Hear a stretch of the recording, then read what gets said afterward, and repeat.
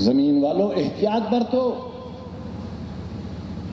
پوری تحریک میں اگر ایک لفظ ہماری زبان سے رام چندر جی کی گستاخی کا، سیتا جی کی گستاخی کا، کرشن جی کی گستاخی کا اگر نکلا ہو تو پھر آپ کو نہیں، ہم اپنی سزا خود تجویز کریں گے. ثبوت پیش کر دیجیے.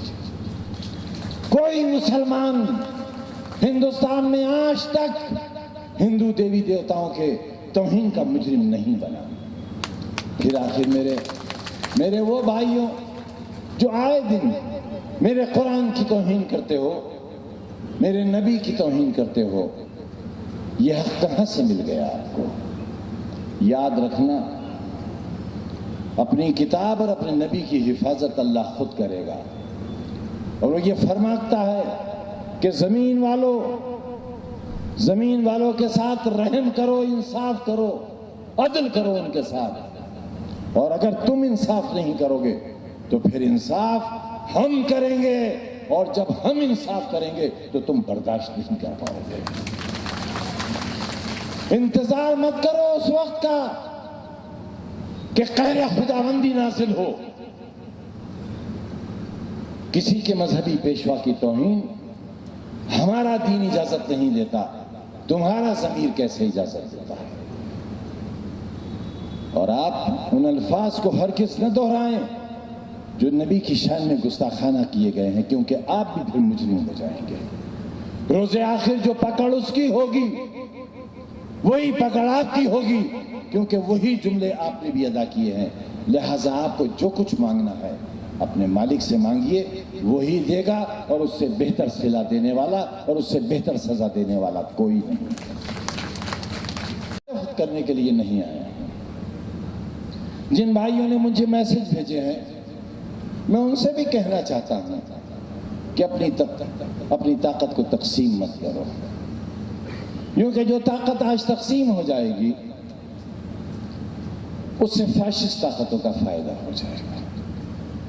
آپ قلم کاغذ ہاتھ میں لو اور جوڑ گھٹا لو، اپنی آبادی کو 2 حصوں میں بانٹ دو، یادروں کو 2 حصوں میں بانٹ دو، اور پھر دیکھ لو کون جیتا اور کون ہارا. نہ تم جیتے نہ ہم جیتے، ہم بھی ہارے اور تم بھی ہارے. لہذا آؤ ایک سمجھوتا کر لیں آج. اور سمجھوتا یہ ہے کہ جس پر لوگوں نے بھروسہ کیا ہے پھر اسی پر بھروسہ کیا جائے. ویدھان سبھا کی سیٹوں پر جو نتیجہ آیا تھا وہی پارلیمنٹ کا نتیجہ بھی ہے. کوئی شکایت نہیں ہے، کوئی مانگ نہیں ہے، ایک مشورہ دینے آیا. اپنی نیت ثابت کر کے یہ بتانا چاہتا ہوں کہ طالب علم زندگی سے لے کر آج تک ضمیر فروشی اور ملت فروشی کا کوئی داغ میرے دامن پر نہیں ہے. یہ ہمارے صدر صاحب اس کی گواہی دیں گے اور ضمانت دیں گے. میرے عزیزوں، میں طالب علمی کا ایک واقعہ سناتا ہوں آپ کو. بہت دیر تو نہیں ہو رہی.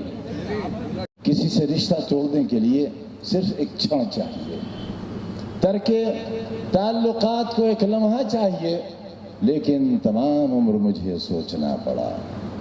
اس لیے دوستوں، رشتے ایسے نہیں ٹوٹ جاتے، کسی سے وابستگی یوں ہی نہیں ہو جاتی، کسی سے تعلق یوں ہی پیدا نہیں ہو جاتا.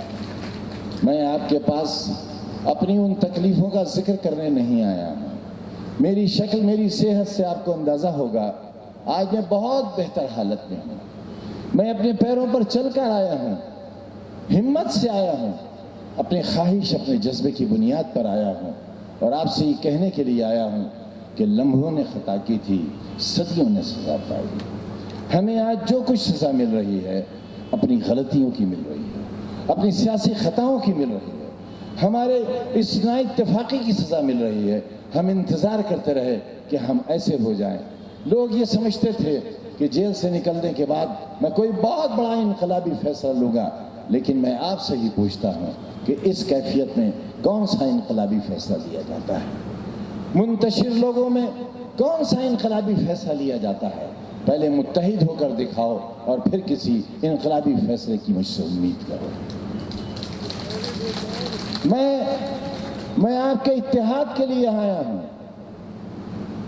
ایسا اتحاد نہیں جو کسی کے لیے تکلیف کا باعث بن جائے، ایک ایسا اتحاد جس میں آپ کی بقا کا ایک سندیش چھپا ہوا ہو، ایک پیغام چھپا ہوا ہو۔ سرکار نہیں بدل جائے گی، رامپوری اعظم گڑھ کا چناؤ ہارنے یا جیتنے سے حکومت نہیں بدل جائے گی، لیکن یہ احساس ہو جائے گا کہ ملک کے لوگ کیا سوچ رہے ہیں، کس طرف ان کا احساس رواں ہونے لگا ہے، یہ ضرور احساس ہو جائے گا۔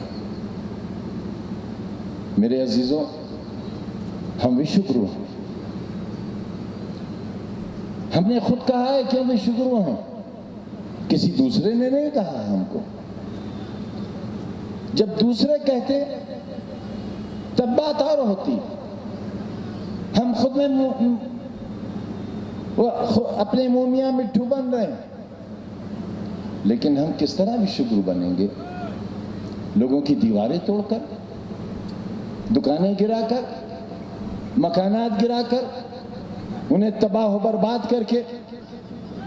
اب میں جاننا چاہتا ہوں اور میں پوچھنا چاہتا ہوں، 2.25 برس کی ایمرجنسی کاٹنے کے بعد جب زندگی کی شروعات ہوئی تھی، آج تک زندگی کے اس مرحلے میں ہیں، تب بھی 27 مہینے سے زیادہ کی قید تنہائی کاٹ کر آئے ہیں۔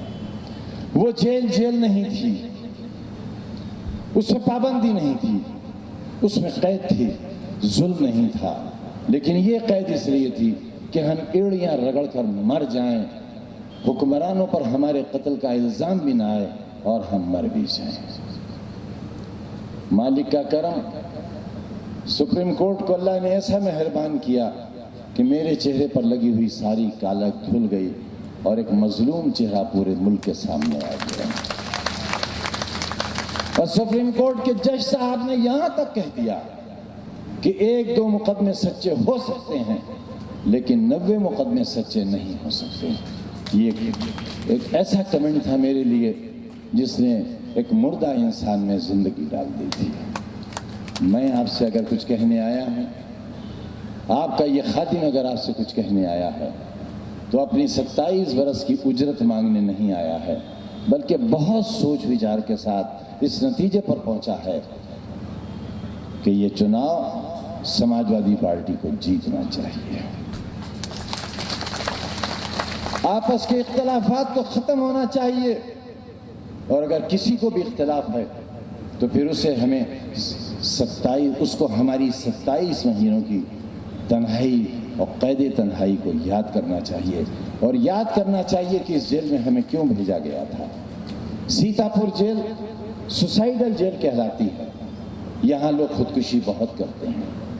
ہمیں کہیں بھی بھیجا جا سکتا تھا، ہمیں بھی احمد آباد بھیجا جا سکتا تھا، ہمیں بھی باندہ اور حمیرپور بھیجا جا سکتا تھا، ہمیں بھی تہاڑ جیل بھیجا جا سکتا تھا، لیکن مجھے، میری بیوی اور میرے بچے کو سیتاپور اس لیے بھیجا تھا کہ آئے دن لوگ وہاں خودکشی کرتے ہیں قیدی، پہلے میری بیوی کرے گی، پھر میرا بچہ کرے گا، یا میں کروں گا، اور ہم دونوں کے مرنے کے بعد پھر دونوں کی لاشوں پر یہ بھی اپنی جان دے دے گا۔ اس لیے ہمیں سیتاپور کی جیل میں رکھا گیا تھا۔ ہم زندہ آ گئے ہیں، اس میں کسی کا کوئی کرم نہیں ہے، صرف مالک کا کرم ہے۔ اگر کوئی یہ سمجھتا ہے کہ کہیں کوئی سمجھوتا ہوا ہے تو پھر میں یہاں نہیں ہوتا۔ میری موجودگی اس بات کا ثبوت ہے کہ میں کل بھی زندہ تھا، میں آج بھی زندہ ہوں، اور میں انشاءاللہ کل بھی زندہ ہوں۔ کتنی جائیدادیں ہیں آپ کی، کتنے ہیں ہوٹل آپ کے، کتنے بینک اکاؤنٹ ہیں آپ کے، میں سب سنتا رہا، اور آخر میں نے جواب دیا کہ میرے 2 بینک اکاؤنٹ ہیں پوری دنیا میں، ایک تو پارلیمنٹ میں کیونکہ 2 بار ایم پی رہا ہوں، اور دوسرا لکھنؤ کی ودھان سبھا میں اس لیے کہ میں اس وقت تک 9 بار ودھائک رہ چکا تھا۔ اس کے علاوہ میرا دنیا میں کہیں کوئی جائیداد اور کوئی بینک اکاؤنٹ ہو تو میں آپ کو حق دیتا ہوں کہ وہ آپ لے سکتے ہیں، لیکن 5 دن کی وہ پوچھ تاچھ نے مجھے اتنا اپنے آپ میں گرا دیا تھا، میں اپنی نظروں سے اتنا گر گیا تھا اور اپنے اللہ سے یہی پوچھتا تھا کہ میرے مالک میں تیرا گنہگار ہوں لیکن ان ظالموں کا گنہگار نہیں ہوں۔ اور میں آپ سے یہ آج جاننا چاہتا ہوں کہ اگر میرے جیسے شخص کا یہ انجام ہوگا، اس طرح سے اس کو ستایا جائے گا، اس کے رفقا کو ستایا جائے گا، اس کے خاندان کو برباد کیا جائے گا، اس پر ایسے الزامات لگائے جائیں گے جنہیں آنے والی تاریخیں پڑھیں گی تو ہمارے بارے میں کیا رائے قائم کریں گی۔ اے اللہ، میرے اس انجام کے بعد پھر شاید کوئی دوسرا آدمی زمین پہ پیدا نہیں ہوگا، تو مجھے مت بچا، میری سوچ کو، میری فکر، میرے جذبے اور میرے احساس کو بچا لے تاکہ تیرا بھی بھرم رہ جائے اور میرا بھرم بھی رہ جائے۔ جانتے ہو ہم پر کیا الزام ہے؟ ہم پر الزام ہے کہ ہم نے وزیر رہتے ہوئے، میں نے، عبداللہ نے اور میری بیوی نے جو اسسٹنٹ پروفیسر رہ چکی ہے، اس نے شراب کی دکان لوٹی ہے، شراب کی بوتلیں لوٹی ہیں، 16,000 روپیہ گلے سے لوٹ کر لے گئے ہم، مرغی، بکری، بھینس، کتابیں، فرنیچر چوری نہیں، ڈکیتی کی دفعات لگائی گئی ہیں، ہم پر 395۔ دل دہل جائے گا، آنے والے لوگ جب ہم پر لگے ہوئے الزامات پڑھیں گے اور انہیں یہ معلوم ہوگا کہ وہاں کی ایک رات 1 صدی سے کم نہیں تھی اور 1 گھنٹہ 1 برس سے کم نہیں تھا۔ تہذیبوں کو آج کے اس دور پر شرم آئے گی۔ یہی گناہ ہے کہ میں مسلمان ہوں، یہی گناہ ہے میرا۔ جیل تو میں کاٹ ہی رہا ہوں لیکن میرے باپ کو بچا جائے۔ ایسے دن گزارنے کے بعد 5 مہینے ایک کمرے میں بند رکھا گیا مجھے، میں مریض ہونے کے باوجود بھی اپنے کمرے سے باہر نہیں نکل سکتا تھا۔ 5 پولیس والے دروغہ بٹھا دیے گئے تھے تاکہ میں دروازے کے باہر قدم نہ نکالوں۔ میں اس بھیڑ سے سوال کرتا ہوں کہ اگر 5 مہینے آپ کو ایک کمرے میں قید کر دیا جائے، اپنے بھگوان اور اپنے اللہ کو حاضر ناظر جان کر کہو، دیواروں سے سر مار کر یا تو مر جاؤ گے یا پاگل ہو جاؤ گے، نہ تمہارا یہ خادم مرا نہ پاگل ہوا اور زندہ تمہارے سامنے کھڑا ہوا ہے۔ اور ستم در ستم، بری حالت میں لوٹنے کے بعد ای ڈی کی جانچ کے لیے افسران پہنچ گئے۔ میں، جس نے گناہ کیا ہے تمہارے لیے ایک یونیورسٹی بنانے کا، بچوں کے اسکول بنانے کا، اس سے جانتے ہو کیا پوچھا گیا؟ مجھ سے پوچھا گیا بتائیے ہندوستان کے باہر آپ کے کتنی کوٹھیاں ہیں، کتنے بنگلے ہیں، کتنی جائیدادیں ہیں آپ کی، کتنے ہیں ہوٹل آپ کے، کتنے بینک اکاؤنٹ ہیں آپ کے؟ میں سب سنتا رہا اور آخر میں نے جواب دیا کہ میرے 2 بینک اکاؤنٹ ہیں پوری دنیا میں، ایک تو پارلیمنٹ میں کیونکہ 2 بار ایم پی رہا ہوں، اور دوسرا لکھنؤ کی ودھان سبھا میں اس لیے کہ میں اس وقت تک 9 بار ودھائک رہ چکا تھا۔ اس کے علاوہ میرا دنیا میں کہیں کوئی جائیداد اور کوئی بینک اکاؤنٹ ہو تو میں آپ کو حق دیتا ہوں کہ وہ آپ لے سکتے ہیں، لیکن 5 دن کی وہ پوچھ تاچھ نے مجھے اتنا اپنے آپ میں گرا دیا تھا، میں اپنی نظروں سے اتنا گر گیا تھا اور اپنے اللہ سے یہی پوچھتا تھا کہ میرے مالک میں تیرا گنہگار ہوں لیکن ان ظالموں کا گنہگار نہیں ہوں۔ اور میں آپ سے یہ آج جاننا چاہتا ہوں کہ اگر میرے جیسے شخص کا یہ انجام ہوگا، اس طرح سے اس کو ستایا جائے گا، اس کے رفقا کو ستایا جائے گا، اس کے خاندان کو برباد کیا جائے گا، اس پر ایسے الزامات لگائے جائیں گے جنہیں آنے والی تاریخیں پڑھیں گی تو ہمارے بارے میں کیا رائے قائم کریں گی۔ اے اللہ میرے اس انجام کے پیدا ہوا ہوں، اگر یہی گناہ ہے تو یہ گناہ تو رہے گا، یہ گناہ تو رہے گا۔ بہت کچھ بدل سکتا ہے، ایمان نہیں بدل سکتا۔ اور یہی شان ہے ہندوستان کی۔ ہندوستان آم کا باغ نہیں ہے، گوبھی کا کھیت نہیں ہے، آلو کی فصل نہیں ہوتی، یہاں چمن ہے ہندوستان۔ ایک ایسا چمن، ایک ایسا حسین گلدستہ جس میں ہر نسل کے پھول ہیں، ہر رنگ کے پھول ہیں، ہر خوشبو کے پھول ہیں۔ اسے برباد مت کرو، اس خوشنما چمن کو کھیتی میں تبدیل نہ کرو، کیونکہ کھیتیوں پر بہت آسانی سے خزاں آ جاتی ہے، بہت آسانی سے اس پر ہل چلا دیا جاتا ہے، لیکن چمن کبھی نہیں اجڑتا۔ کچھ پودے ایسے ہوتے ہیں چمن میں سدا بہار ہوتے ہیں، اس کی پتیاں بھی ہری رہتی ہیں، اس کے پھول بھی زندہ رہتے ہیں۔ ہندوستان ایک ایسا زندہ چمن تھا، اسے زندہ رہنا چاہیے۔ میرے نبی کو، میرے نبی کی توہین کر کے کیا ملا کسی کو؟ گواہ ہیں اعظم گڑھ والوں، آپ پوری سماجوادی تحریک گواہ ہے۔ میں بابری مسجد ایکشن کمیٹی کا کنوینر تھا۔ 6 دسمبر 1992 کو میں نے اس سے استعفیٰ اس لیے دے دیا کہ مسجد ختم ہو چکی تھی، شہید ہو گئی تھی مسجد۔ لیکن اس سے پہلے ہم نے ایک وعدہ کیا تھا، اور یہ وعدہ لیا تھا ہندوستان کے تمام انسانیت پسند لوگوں سے کہ سپریم کورٹ کا جو بھی فیصلہ آئے گا اسے ہم تسلیم کریں گے، اور ہم نے کیا۔ سپریم کورٹ نے اپنے فیصلے میں لکھا ہے کہ یہاں کبھی مندر توڑ کے مسجد نہیں بنائی گئی۔ سپریم کورٹ نے یہ بھی لکھا ہے کہ مسجد کا توڑنا ایک مجرمانہ فعل تھا، لیکن کیونکہ ہندوؤں کی آستھا ہے کہ یہاں رام چندر جی پیدا ہوئے تھے، اس لیے مسلمانوں کو اپنا حق چھوڑ دینا چاہیے، اور ہندوستان کے کروڑوں مسلمانوں نے اپنا حق اور اپنی دعویداری بابری مسجد سے واپس لے لی۔ ایسے مسلمانوں کے ساتھ اتنی تحمل اور برداشت کا مظاہرہ کرنے والے مسلمانوں کے ساتھ